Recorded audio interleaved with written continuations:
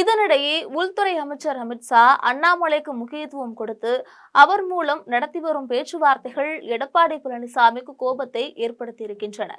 எடப்பாடி பழனிசாமியுடன் தமிழக பாரதிய ஜனதா கட்சியோட தலைவர் நயினார் நாகேந்திரன் சந்தித்து பேசிய போது அண்ணாமலை மீதான தன்னுடைய கருத்தை எடப்பாடி பழனிசாமி வெளிப்படுத்தியிருக்கிறார். டெல்லி மேலிடம் தற்பொழுது அண்ணாமலையை அனைத்து பணிகளுக்கும் தூதுவிட்டு வருகிறது.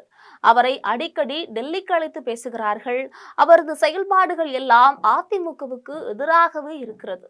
இதை நீங்கள் டெல்லி மேலிடத்தில் எடுத்து சொல்லுங்கள் அப்படின்னு பேசியிருக்கிறார்.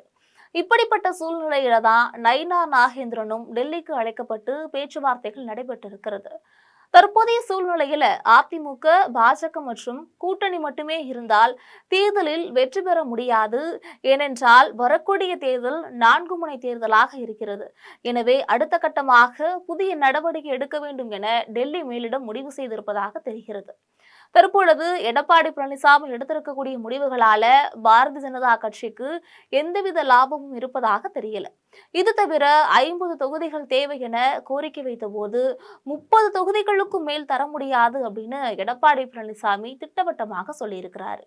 எனவே அதிமுக, பாஜக கூட்டணி வெற்றி பெற்றாலும் ஆட்சியில் எந்தவித அதிகாரமும் இல்லை. அதே சமயம் தமிழகத்தில் அதிகப்படியான சட்டமன்ற உறுப்பினர்களை பெறவும் வாய்ப்பு இல்லை. எனவே ஏன் கூட்டணியை முறித்துவிட்டு பாஜக தலைமையில் ஒரு புதிய கூட்டணியை உருவாக்க கூடாது என்ற எண்ணம் டெல்லி மேலிடத்திற்கு ஏற்பட்டிருக்கிறது.